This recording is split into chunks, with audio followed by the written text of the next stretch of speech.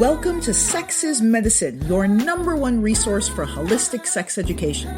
I'm Devi Erickson, and I invite you to join me every week for another enriching and powerful conversation about the intersection of sexuality, spirituality, pleasure, and personal growth. Each episode of Sex is Medicine is dedicated to awakening your heart and mind to the true purpose and power of human sexuality. Please join me on this journey of self-discovery as we explore the art of using pleasure as medicine to awaken, heal, and empower every area of your life. Sex is Medicine broadcasts every Thursday at 7 p.m. Pacific on Contact Talk Radio Network. You can listen to the replay and subscribe to Sex is Medicine on Spotify, Stitcher, TuneIn, iTunes, iHeartRadio, and YouTube. And now get ready for another episode of Sex is Medicine. Good evening, everybody. Welcome to Sex is Medicine, your number one resource for holistic sex education. I am your host with you once again on this beautiful Thursday evening, Miss Devi Erickson, and I am delighted to share yet again another intimate conversation about sexuality, spirituality, pleasure, and personal growth. I am joined this evening by my lovely colleague, friend, and graduate from our Institute of Authentic Tantra Education, Miss Sequieta Whitfield, who is a certified Authentic Tantra practitioner, ACS certified sexologist, and just wisdom carrier extraordinary. Thank you for joining us this evening, Sequieta.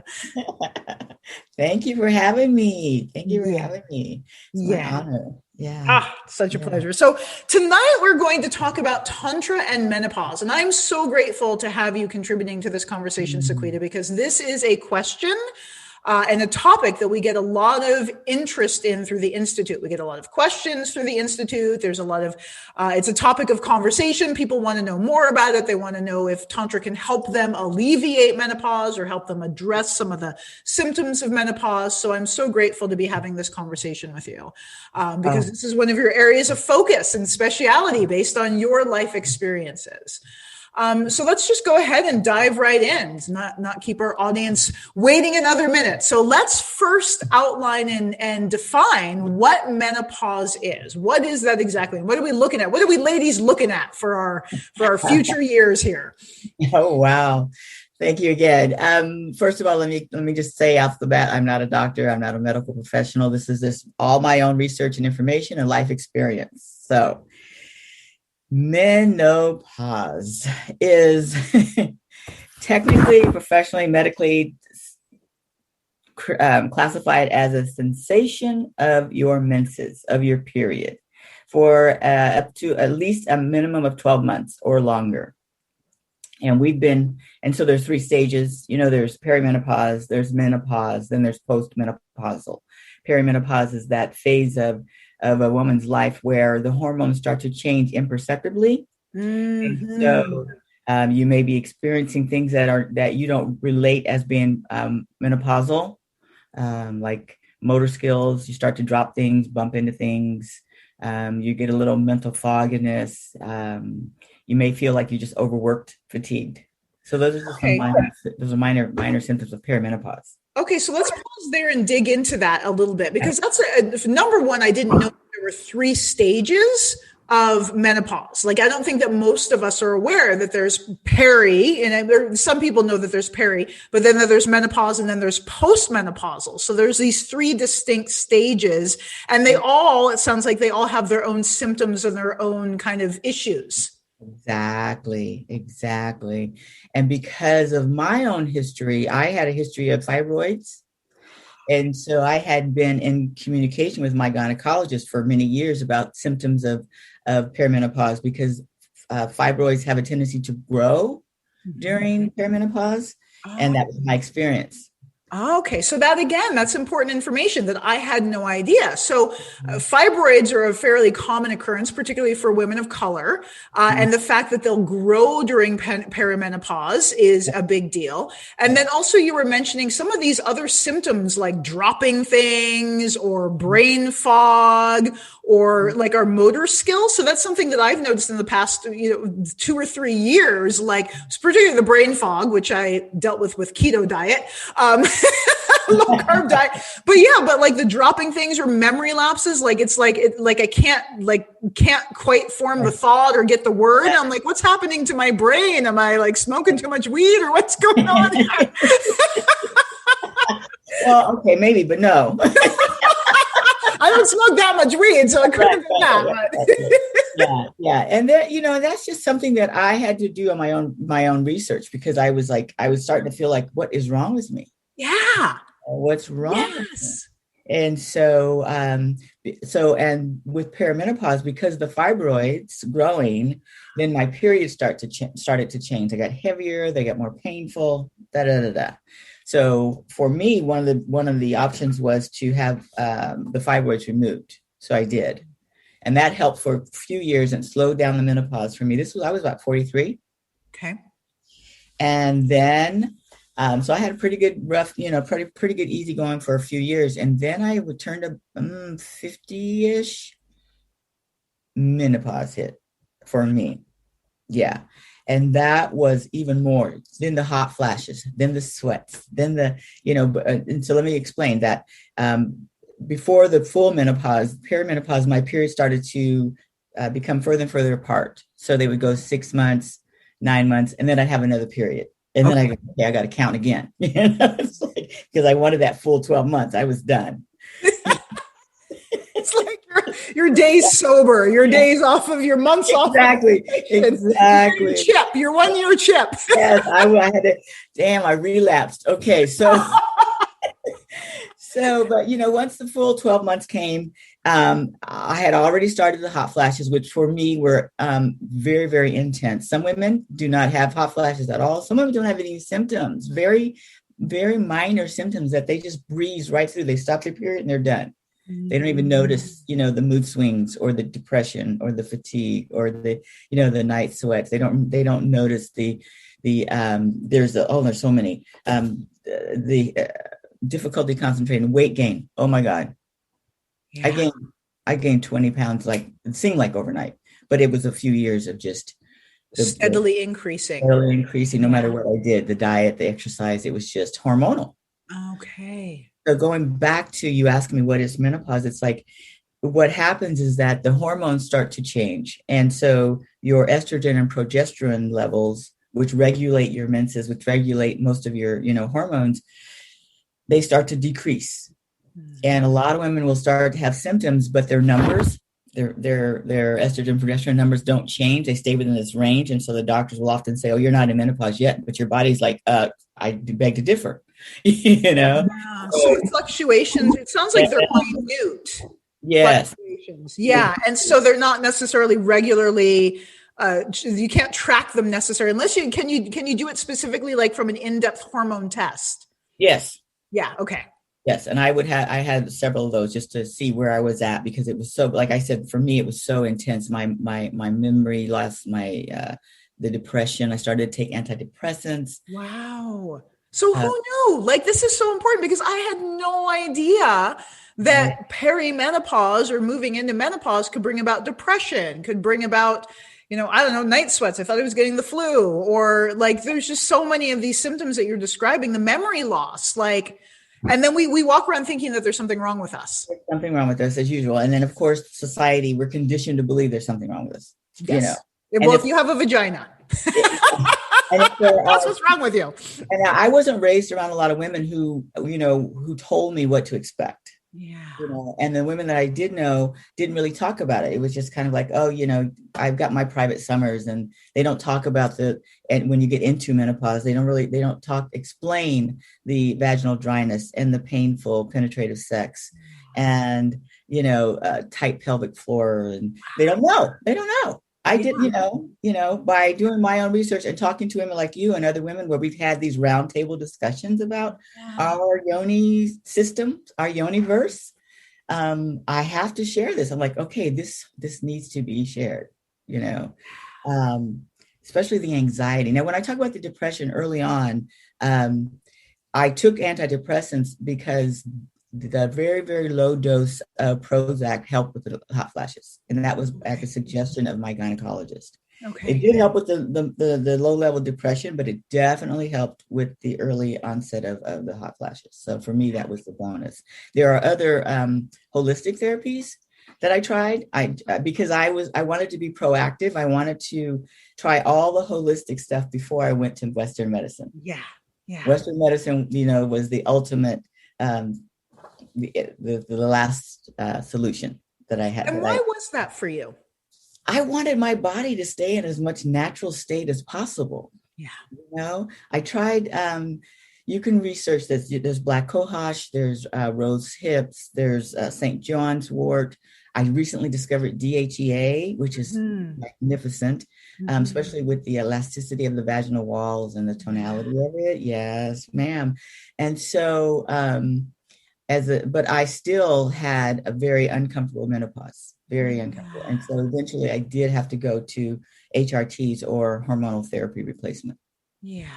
So do you have a list of symptoms? Because I'd love to hear, like, if you're able to just outline, like, these are some symptoms of perimenopause into menopause that we may not necessarily recognize as symptoms. I have a long list. and any of them, any of what I'm going to list off can be at any phase. Okay. So that's important. Yes, at any phase, and especially postmenopausal, because I'm postmenopausal now. Oh my gosh, 10 years, I think. Wow. But I still have like PMS. I still have like that week where I want to eat everything in sight, or I want to sleep, or I want to cry. And like, what? And I finally figured it out. It's like, oh, I'm still hormonal. Yeah. I love how the biorhythms, right? The body, it's like, yes, exactly, is this rhythm. So I feel excited about that because I love my period week. I love my moon week until I go in and connect and take it easy and rest and that sort of thing. So I'm excited to know that on the other side of menopause, I still get to have my week of self-care. And ice cream. Absolutely. And so just some of the symptoms are hot flashes, the flushes, the night sweats. I used to keep a towel underneath my pillow because I would sweat so much, and change the sheets. I mean, everybody's different. Everybody's different.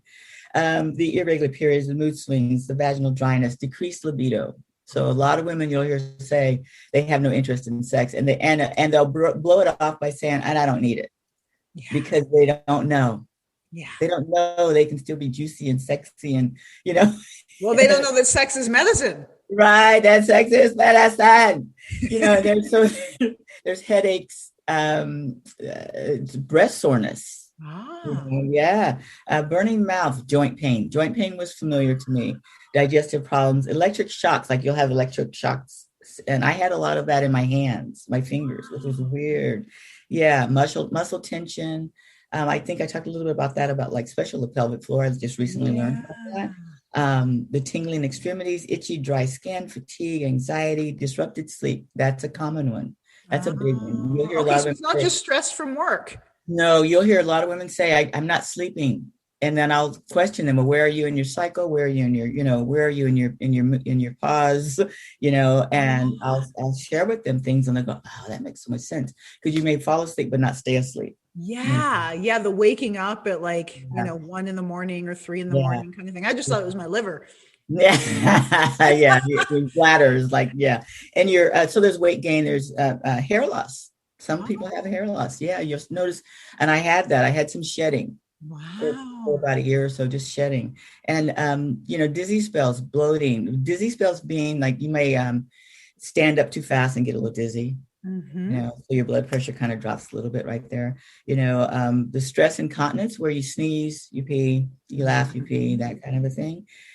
Brittle nails, allergies may develop all of a sudden. I know, I'm just telling you.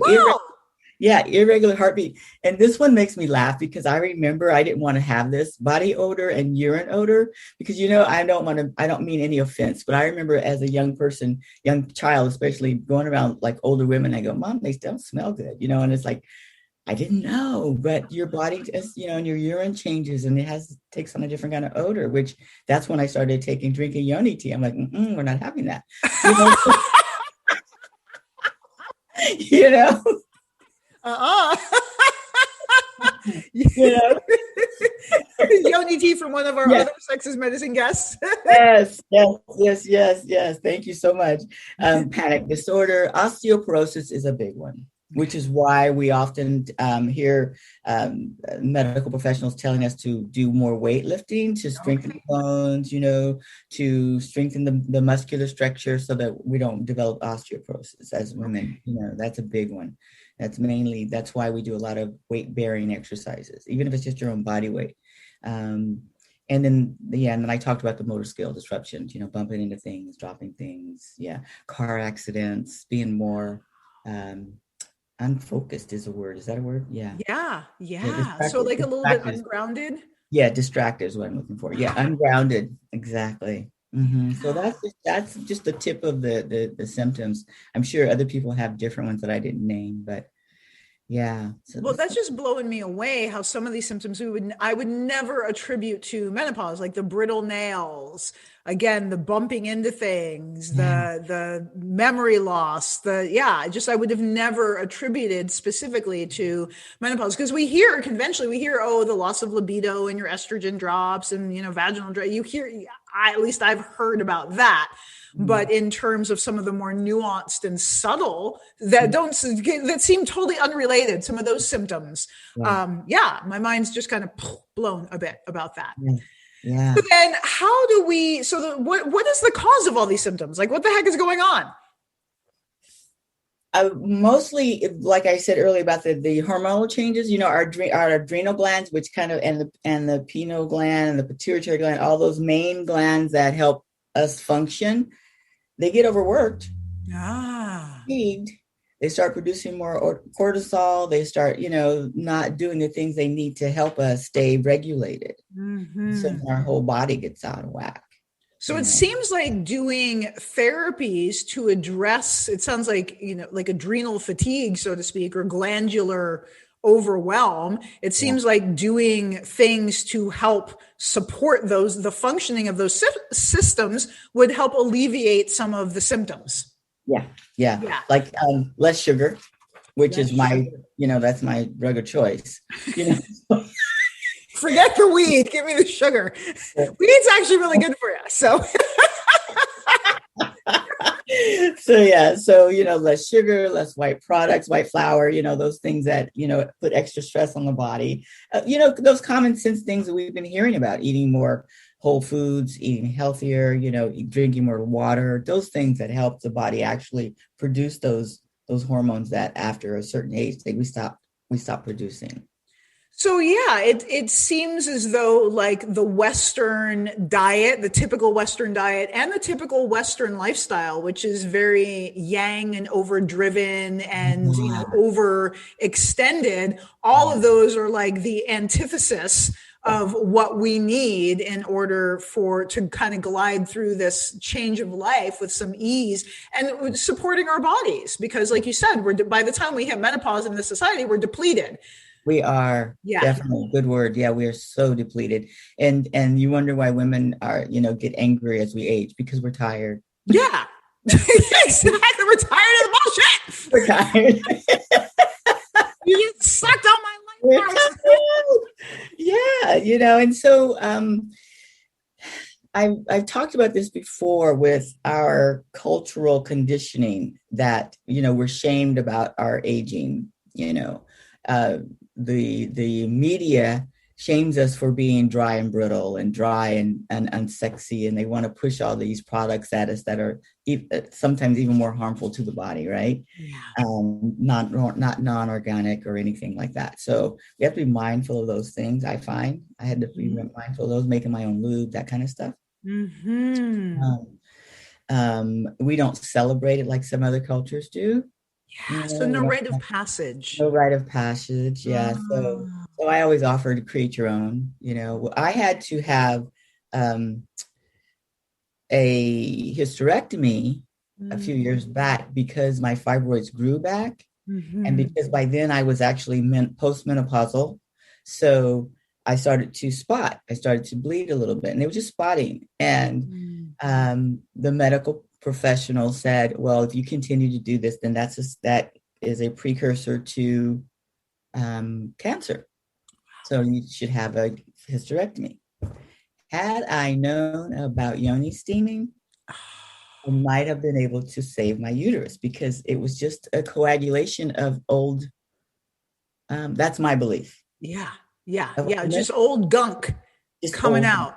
Yeah. Wow. So that's so huge because yoni steaming is literally under direct attack from some well-known Western med celebrity doctors, and like direct attack, like, oh my God, you're going to burn your vulva because people with vulvas don't have enough sense to temperature check the water before they sit on top of it. Just crazy stuff. And so, and Western, the typical Western medicine with women's health or yoni owners' health is like, let's just rip and shred, right? Like just remove shit. You don't need it. Yeah, you're not going to have any more kids, are you? No, just like, you'll take it, and then what happened was that disrupted my hormonal cycle because they took the ovaries too. Well, yeah, they're taking your organs out of your body. Like, and how many people are just like, let's just remove the testicles. You don't need them anymore. You're not having any more babies. Let's just take the whole scrotum. Who needs it? It just gets in the way. Yeah. Were you using that? No. Okay. It's a liability at this point. Yeah. So, and I had to go through a whole grief and a whole, that whole morning. And there are gifts to menopause, sure. Okay, one, you're not going to be able to bear any more children. Okay, that may be a gift unless you're mourning the fact that you never had any, which was my experience. And then two, the fact that if you're having loss of identity. Yeah. Okay, now I equate menopause with being old. Yes. Well, yeah. And when we're old, particularly for women in this Western society, we're of no use and no value anymore because the society doesn't value our elders and the wisdom that we carry. Yeah. They age us out. And you see that a lot in the cinematic industry, right? Yeah. All the older women get grandma and mother roles, and the guys are always paired up with these young women. It's same old. Like, same. 30 years they're junior. I mean, crazy. Yeah.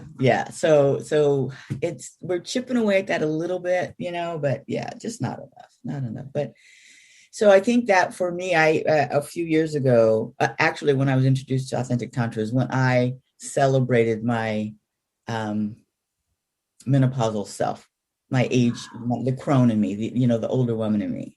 I discovered that I didn't have to feel unattractive, unsexy. It was just a lot of things that I was feeling that I realized I didn't have to. And people like you and other people in our industry that shared with me, ways to overcome some of those things I was feeling. Especially not belonging. My Sangha has proven to me that I belong over and over and over again. And that's a huge one because we're wired to we're communal beings, right? We're social beings. So that feeling of belonging and being accepted and embraced and honored is literally a biologically based need. It's a requirement for life. Yeah. Absolutely. Yeah. And so I'm recently discovered though, through talking with some women, we were talking in a group about pelvic floor strength. I discovered that contrary to what I was understanding about using yoni yoga and yoni eggs and that kind of a thing, that my pelvic floor is actually tight. And so I'm researching now on ways how to release that tension. And one of those things is to not walk around all sucked up tight. Yes. Belly and ass tight, pelvic floor, Yeah, just a Yeah. constant, uh, for lack of a better word, Kegel position, just always tight. And it's like, okay, you can relax. Well, and You can, that's, I really believe that that is part of living in a culture that condones sexual violence towards women. mm, Because I think a lot of that tightness is our armor. We've got to suck it in. We've got to suck in our bellies and stick out our chests in order to be attractive. But also, yeah, we literally walk around in hypervigilance yes. because no matter our age or any of that, it's we are prey, and we live in a society that not only condones sexual violence towards women, but perpetuates it and Mm, encourages it. And so whether it's, one woman or all women, we're all affected and we're all subjected to that psychological and energetic, abuse, quite frankly, yeah. regularly. So the fact that there's so many yoni owners walking around with tight pelvic floors in this society, in this culture, is not a big surprise. We're in a fight or flight response. We're hyper, we're frozen in Yeah. there, Yeah. locked in. Yeah. So true. That's so true. That's it exactly. Not feeling safe, Yeah. not being able to walk down the street without being catcalled or, yeah. Harassed, Yeah, right? We harassed. can't just be human. We have to be objectified, Yeah. right? we Oh, have to we have to serve somebody else's purpose. ooh, Yeah. yeah.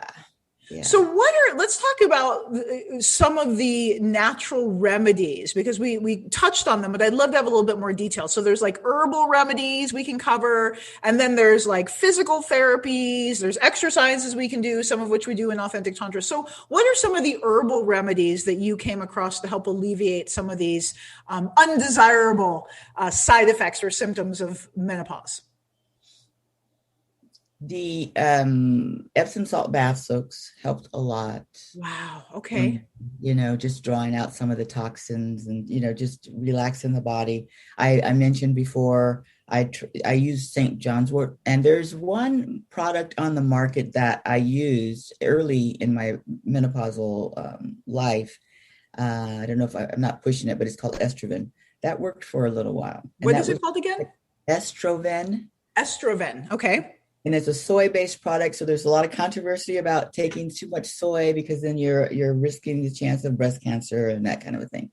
But if it's in moderate doses for a moderate amount of time, there's no risk.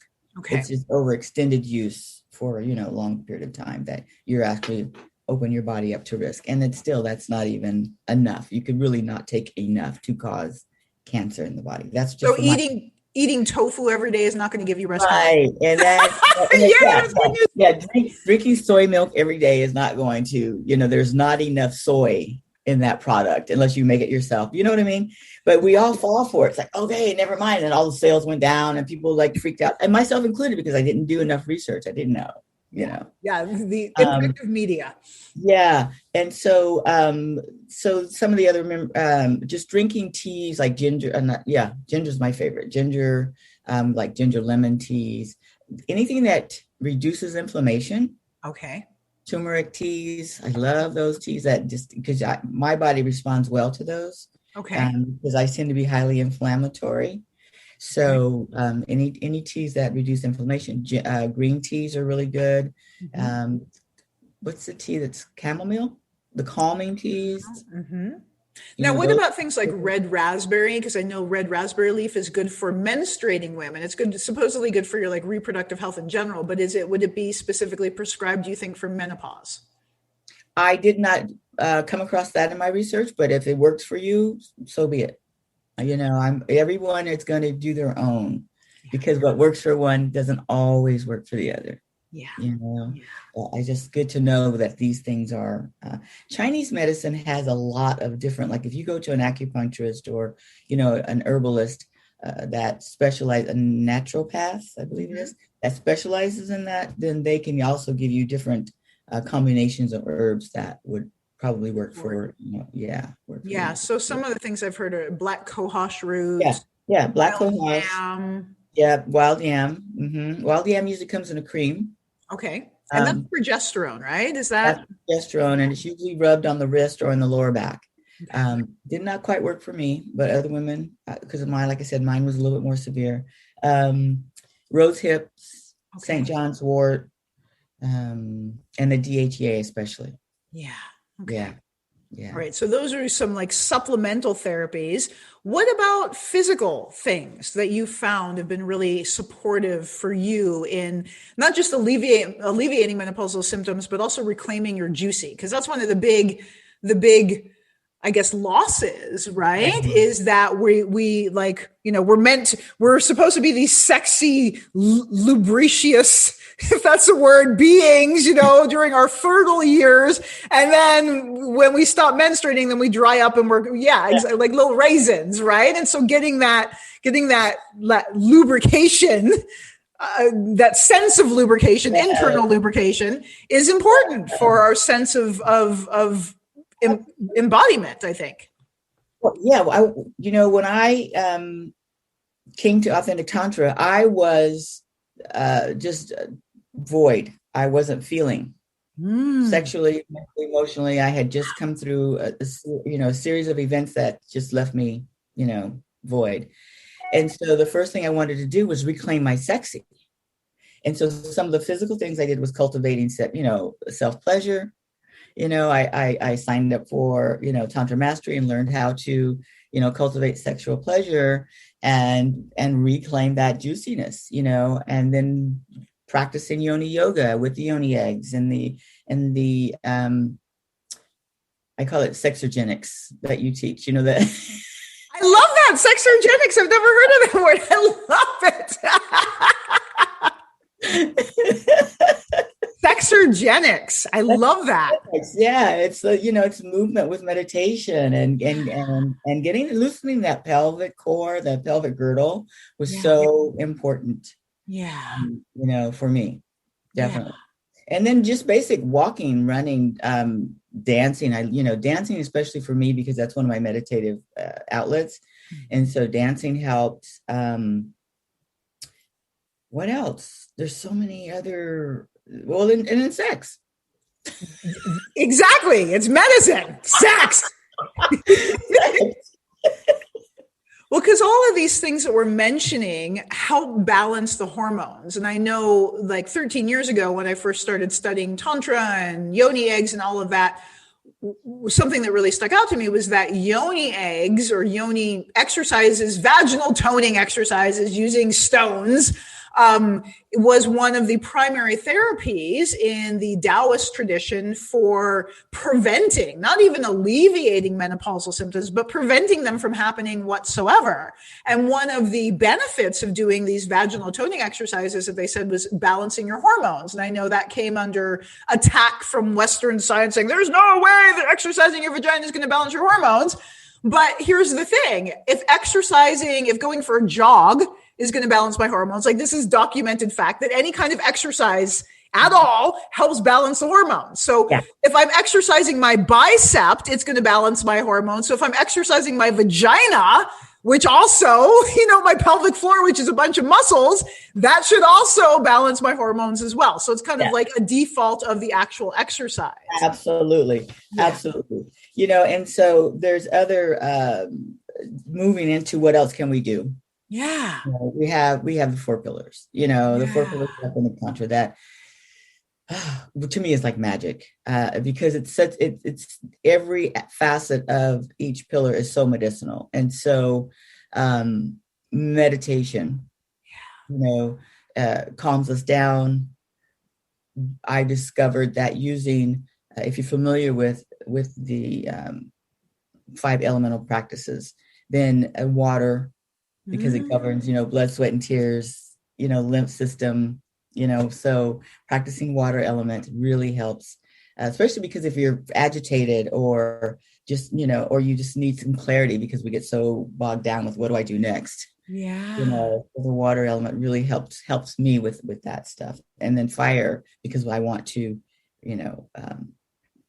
set myself on fire, literally. Yeah, and activate your sexual reproductive system. Yes, and activate that. Because even though my womb is empty, I still have the system. Yeah. Does that make sense? Yeah, well, you've got the energy body in place. Energy is still there. Yeah, absolutely. Yeah. And that is really what drew me to Authentic Tantra, is because when I met you and you gave us at this retreat a fire element exercise, and we had to put that that ball of fire in our womb, in our sexual chakra. It makes me cry even now, Wow. because it activated that space within me that I thought was dead. Oh, wow. You Wow. know, like I said, it literally just turned me on. It lit up that fire that I was like, okay, I'm not crazy. There's life. Yeah. There's life down there. Yeah. And such life. I mean, my Yeah, God. yeah, Yeah. How yeah, you've blossomed. yeah, Yeah. yeah, yeah. So Wow. those that meditation is a big part of helping to regulate and balance hormones. And it's been documented, right? I mean, if you need that, Yeah, like there's so many articles. It's like I yeah, feel pointless in saying sciences because there's been so many articles on it. uh, But yeah, like one of the things that's standing out to me is the increase in cortisol, which is the weight gain. And mhm, one of the main antidotes to increasing cortisol is meditation, right, mindfulness practice, yeah, soothing, because yeah, stress yeah. increases cortisol. And Yes. so meditation is the antidote to stress. Yeah, Yeah. yeah. And we talked about movement, yeah, we talked about all that, and the sexogenics and the dance and the yoni yogas and yeah, so all that. And, oh, I will squirrel out. So don't let me squirrel. I will go like down that other. I'll go like, oh, Get that squirrel. nut. Get Yeah, that nut. because I want to talk about the sexual pleasure and yeah, how yeah, that helps you with yes, this, because that's the missing component, right? It's like our libido goes away and we don't want to have sex, and yet sex is the best medicine for this. So what did you experience with that? yes. Well, what I discovered was, one, the good hormones, the endorphins, the oxytocin, the serotonin, the dopamine, the good juicy stuff is what I crave, is a good word. Yeah. It's like I really want to have that feeling, and if I am out of disconnected, if I'm not feeling connected to self, then cultivating sexual pleasure, self pleasure, is the first thing I can do to raise those hormonal levels, the good hormones, Wow. right? Like, okay, so let's just pause there. So when you're feeling not when you're not feeling connected to yourself, one of the most effective ways to reconnect and boost your mood and your hormone levels is through sexual self-connection. Yes, ma'am. I'm kind of like, doesn't everybody? No, I mean, I know that and you know that, but I'm just like from the standpoint of like a regular Western world, because again, how discouraged we are as yoni owners to touch ourselves, Oh my to God, yeah. pleasure ourselves, it's And I always about our man or our partner, right? partners, or I don't have someone. Yeah, and I can't tell you how many times I've offered to clients and friends that when they feel disconnected from the self, is to just set aside those few minutes. It doesn't have to be a long period of time, but just go say hello to your yoni. Yeah. you know Hello, Yoni. yeah, hello. And they still go, yeah, I don't feel like it. I'm like, can I just tell you, the first time I did that, the first exercise that I did that was required of me in my program was to cultivate sexual pleasure. I cried because my yoni was like, finally you're touching me in a non-threatening, get it over with way. Yeah, without a demand. Yeah, Bitch, you better work. exactly. Poor Exactly. Yonis. Exactly. So, we have room to grow. There's more to do. And then when the connection we talked about, another way is to do pleasure journaling, or just what am I feeling? What do I need journaling? What am I feeling? Yeah, What it's do I huge need? because we're taught to avoid our feelings and Oh, ignore them and push them away because they're irrational, as opposed to really being present and examining and giving yeah, them voice. yeah. And we're not really encouraged to meet our own needs. You Particularly know, as yoni owners. yeah. Somebody else has to meet that need, or we're just going to go without. And what I've learned these last few years is that when I can meet my need, it really relieves you of the pressure of having to meet that need. Yeah. I don't expect you to, now it's like you have a choice if you want to. And if you say you can't, then at least I know. But at least I can ask. Well, that's hugely empowering because it takes the pressure off of our relationships. It's like if I'm responsible for meeting my own needs and I know that I can, I've got confidence that I can, then I'm inviting you to join me in this experience as opposed to making you responsible. Yeah. Ooh. So that's going to take a lot of pressure off. That's going to change the dynamic of the relationship. Yes. Yeah. And it's occurring to me as we're talking about this, how much of what we consider to be these normal symptoms of menopause, how much of them are a result of the Western lifestyle? How much of them are a result of living out of balance our entire lives? I would say a lot of them. Just thinking about how we're conditioned, this Western culture, women are conditioned to just give. The children, the family, the parents, we are the last to get. Yeah. So by the time it's our turn, like I said, we're so tired. We're like, yeah, whatever, I'll get it later. Yeah. I'll take care of it later. It's like and so it's time for us to put ourselves first. We've been saying that for a few years now. And I adopted that whole put the mask on yourself first before you put on someone else. One flight I was on, I was like, oh my God. I got it. That's what they mean. In every area of life, mask up. Every area of my life, because I still, but not as much, suffer from that disease to please. I want to please everybody. I want to make everybody happy. And then I get resentful. Yeah. So learning how to take care of myself without harming anyone else. Yeah. I mean, it's not taking from another to give to myself. And again, that's the zero sum game of Western society is, if I give to myself, it means I'm taking from somebody else. Right. Mm-hmm. And then also as women, we're conditioned to not only give, like you said, but then if we take anything for ourselves, we're being selfish. Oh my God. Yes. Right.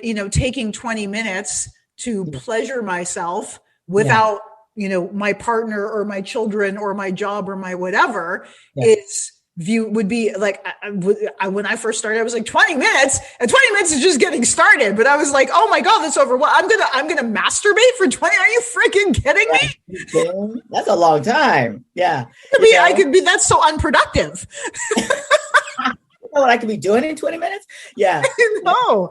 Yeah. And now it's like 20 minutes, like you said, some days it's not long enough. And some days it's like, oh my God, when's it going to be over? It just depends where you are. Yeah. But at least you take that time. Yeah. To nourish. And that's what I'm hearing in terms of Tantra and menopause. It's like, it's this imperative to nourish. Oh my gosh. Nourish the body, nourish the heart, nourish the soul in this new way. It's a way, it's like, it's in many ways, it could be a celebration. Like, yay, I don't ever have to worry about getting pregnant again. If I know that I don't want to be having babies, right? I don't have to worry about that. And yay, I don't have to go through like 7 days of fatigue and whatever. And yet we're so conditioned in the society to view it as the end of our worth and value to society because we can't pop other human beings out of our uterus anymore.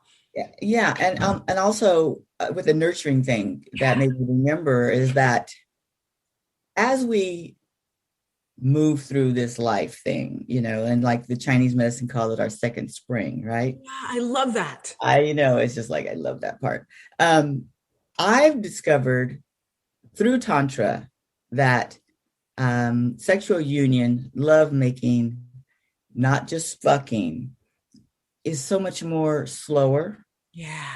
So much more, you're much more present. And so it's much more almost methodical where you're, both people or three people, however many people, but everybody involved is present and there's no goal in sight. And that's what menopause is. It's the body begging to slow down, right? To enjoy, to soak this pleasure up, to take a look at your life and go, what do I want to do now? What pleases me? Wow. So it's a maturation. Yes. And as you're saying that, what's coming to mind is that when I've worked with clients who are in menopause or, have recently encountered menopause, their sex has to change as a result of the changes in their body. And what I've observed is that they're like, when our yonis are just wet and juicy all the time because we got all these hormones, we can override our bodies in order to meet think that we're meeting needs. Like, okay, well, I don't want to keep my husband engaged, so I'm going to have sex with him, or I want to keep my boyfriend engaged, so I'm going to have sex with him. So the body may not actually want to have sex, but the mind does, or you think you have to. You're having sex not because the body's yearning for it necessarily, but because the mind thinks you have to. It's conditional sex. I'm not saying this happens all the time, but most women that I've spoken to, it's like, have you ever had sex with your partner when you didn't really want to, just to keep them happy? Not that there's anything wrong with that, but it's just we're able to do that when we're not having menopausal things. But what I've observed is that when we move into menopause, we have to be present with the body. Oh, you cannot, because of the causes and conditions that are arising, you cannot override that impulse. So if the yoni's like, fuck no, we had a stressful day, I do not want to just rip my pants off and get fucked right now. If I want an hour of foreplay, right? Yeah. like we can't override that anymore. Yeah. And so that's one of the causes of suffering, is that we're so used to being able to just fuck through it, so to speak, just disregard and just, do the thing that we're supposed to be doing. But with menopause and these changes in the body, we have to listen. Absolutely. That's huge. And when I became, because I wasn't sexually active for many years, and then when I became sexually active, that was the first thing I became aware of. It's like, oh yeah, we can't do that fasting. Yeah. It hurts. It wasn't fun. I didn't enjoy it. It was like I disconnected. Mm-hmm. I was off making the laundry list. It's like, oh. And that's all stuff that you may have done before, but you were able to disregard it because it was just normal. But when our body is like, this hurts, you can't ignore that anymore. Not at all. And that's when I really started to seek out remedies. It's like, okay, what really does this body need? Yeah. What is this body need? To do that, to do an inventory of their own body. Because like I just keep saying, it's not the same for everyone. Yeah. Yeah. And that I want to say, I think that's part of the thing with Western medicine is, and I, we talk, Western medicine has its uses, but it is not God. It does not reign supreme. And there's a lot of really sick people that are getting sicker as a result of Western medicine. So it's very limited in its scope. Mm-hmm. And I think that, with Western medicine, it's like there's a pill for it. It's a it's a cure-all that they just kind of throw this one size fits all. And as we're discussing, it's so individual, right? It's like the stressors and the things that are going to disrupt or, support your hormonal functioning down in California are different things that I'm experiencing up here in BC. And so there's going to be similarities in the way the bodies work, the basic function, but the nuances, the individuation of what's specific and good for me and beneficial for me is going to be different than for you. And that's the beauty of holistic or alternative medicines, is we can really get in there and fine tune things based on an individual needs. Yeah. And I appreciate that, because now we have this platform that you share with everybody, that sex is medicine, pleasure as medicine. And we get to share these different remedies and think, oh, I haven't tried that yet. There's another one that I'm trying. It's called Julva, Julva. Oh yeah, I've heard of that. Yeah, it's amazing. I think this is the one for me. Okay. It's all herbal. It's all, I can't even describe it. It's just wonderful so far.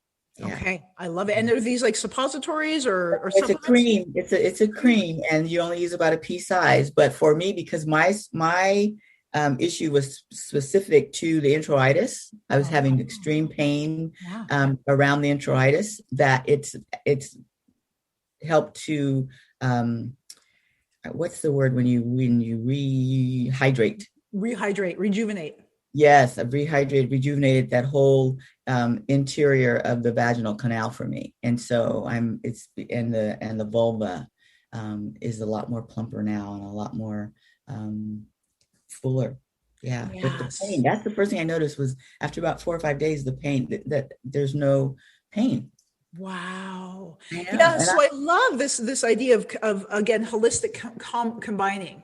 So Mhm. you're using this topical cream that's bringing this juice, and you're also meditating Yes, that's soothing and calming and doing this internal balance. And you're also moving to help lubricate the joints and lubricate the body and support the yes, functioning. And then you're doing this sexual pleasure stimulation to reclaim your pleasure. And again, the sexual stimulation is going to produce all these wonderful hormones and chemicals and all of that that's going to help make everything plumper inside and out. yes. And then you're using this topical cream, and then you have a healthy diet and lifestyle. So that's what we mean by holistic. We mean all of it. We mean All inside, of it. outside, the whole package, body, mind, spirit, and sex.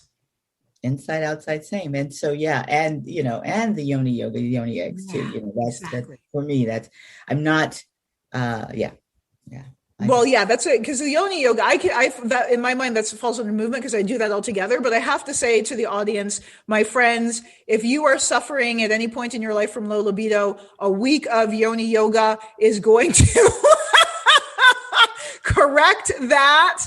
Oh my God. And in terms of lubricating the vaginal canal and the vaginal walls and, squirting and fluids and all of that, the vaginal toning exercises using crystals, using specifically rose quartz or jade, is just an incredible remedy. I've experienced it many times of falling off the yoni yoga wagon and then climbing back on and being like, oh my God, my yoni's lit.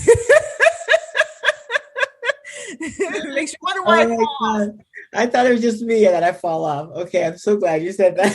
No, yeah, up and on, up and on. It's contrast. We're doing Yeah, like we're doing a double blind study. We got to make yeah. sure it works all the time. Yeah. Yay. Well, it's been so wonderful to connect with you about this, Sequieta. So Okay. anything else you want to share about your journey with menopause with our audience? That don't give up. There's hope. There's remedies. There's solutions. There's a whole community of us that would love to talk to you about it. You're not alone. You're just not alone, and you're certainly not crazy.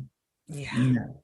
Mm-mm. Yeah, yeah, and I love that, and that there's absolutely hope for pleasurable, enjoyable sexual life after Yes, menopause. And again, exactly. that's very contrary to what Exactly. some Western Yeah. medicine professionals have told women. I've And literally that, heard women. and that's what happens just really quickly is Yeah, that, our society, this Western society, especially, as soon as a woman says she's not interested, she has no libido, he goes off and finds somebody else. He doesn't even want to help her find a solution, doesn't even want to stay present to walk through that together. And that's what I really offer is that I was going to say that when I squirreled out was that the men really need to become just as educated, because if they want their relationship to grow and move through this journey, because it is a journey together, then they need to learn as well. And men have their own andopause. yeah, And that's a whole nother yeah. day. Well, and I love that you're bringing in this piece of the male partners when we're in heterosexual relationships, because again, society teaches us, oh, well, this is women's business. Yeah. But if we're together in partnership, my business affects your business and your business affects my business. So this is actually our business, particularly if we're talking about sex. Yeah. Yeah. Yeah. This is definitely an our business conversation. So I Yeah. love you highlighting the importance of our male partners when we're in heterosexual relationships, our male partners being educated about this change of life and how they can support this process. Yeah. Yeah. Yeah. Yeah. And actually, that goes through. Yeah, it doesn't matter if it's non-binary, trans, trans male, whatever. If you're in a relationship with a yoni owner, it would be really helpful for you to know and understand rather than hide yourself in the sand and I don't want to know. I don't want to know. Yeah. Well, Yeah. this is part of the glory of what it is to have a vulva and a vagina. It's Yeah. it's an honor. Yeah. And it's work. It requires care and attention. Yeah. Yeah. Yeah. Yay. Yeah, So how can people find out more about you and get a hold of you and all that good stuff? Oh, they can get a hold of me through the Institute of Authentic Tantra Education. I am a Tantra Mastery instructor, and you can reach me at my website at simply-tantra.com or Sequieta@gmail.com.